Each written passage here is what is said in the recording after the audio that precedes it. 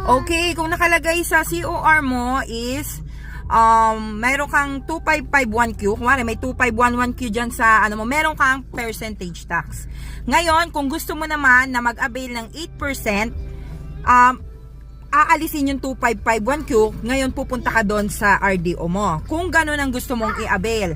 Pero, kahit 8% ka this year, every taxable year, babalik po sa percentage tax. Yun po ang ibig sabihin yan. So, ang question mo is yung either sa BMBE. Ang BMBE po ay kinukuha sa DTI. Okay? Doon po nire-register ang inyong BMBE saka ipapasa sa iyong platform kung ano man yung ginagamitan mo. No? So, hindi siya related. Exempted ka lang sa income tax pero sa percentage tax ay hindi po.